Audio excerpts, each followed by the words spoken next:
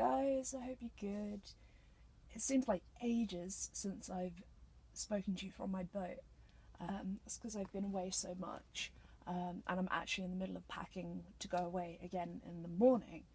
But I wanted to quickly catch up with you all before I did that. So I've been seeing loads of things lately online and in the media about boat renting, and there's been some really terrible horror stories. What I wanted to talk to you about today is some of the reasons that boat renting happens, the pros and the cons, and also what the rules are. More and more people are moving onto the water, and they're all going to have different motivations for this. I've said this before, I'm going to say it again.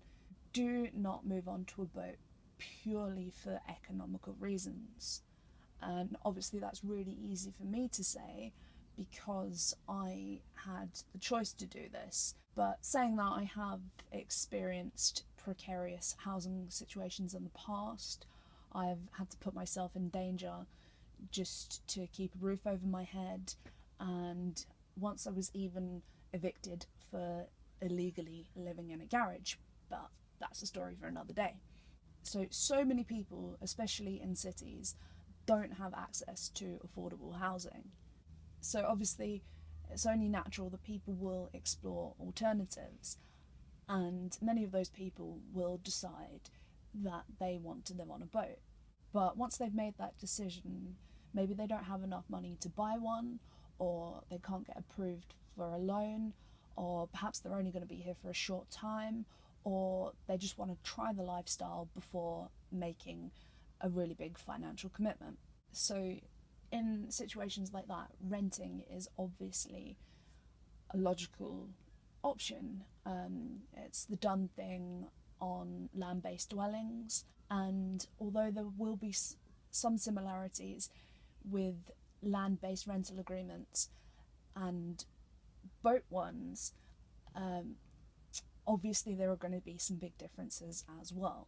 A lot of renters are going to be brand new to boating, so they won't have the experience or maybe some of the knowledge on differences between houses and boats, some of the maintenance that is involved on a boat, and important things to look out for to keep safe.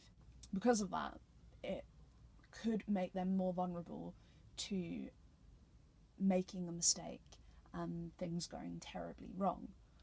Likewise, the lack of experience may make it easier to miss negligence on the part of a landlord. Not all landlords are terrible, blood-sucking, money-thirsty monsters. If you own a boat, there are genuine reasons that would lead you to want to rent it out.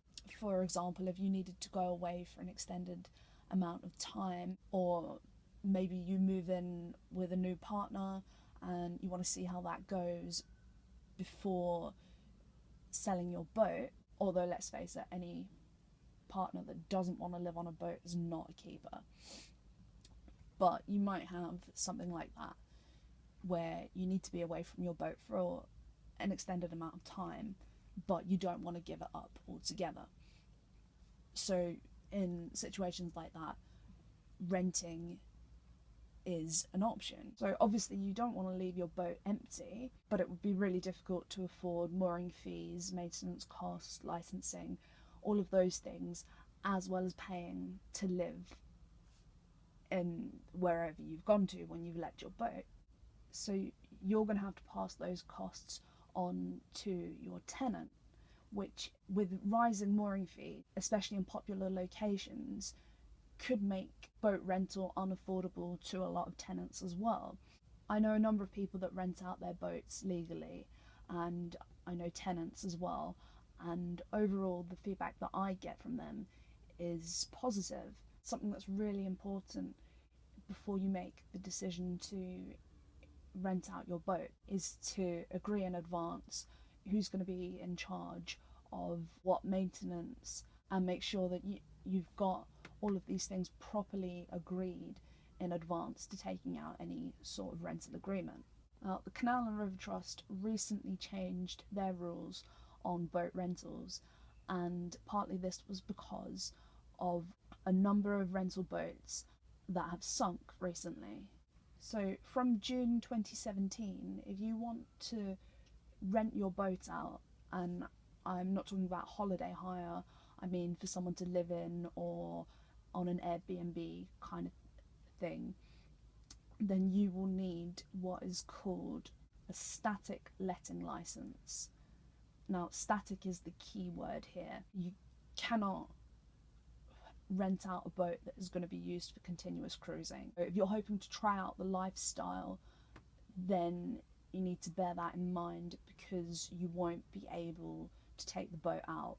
It needs to be on a permanent mooring, which will still give you some experience of boat life, but maybe not all that you're looking for.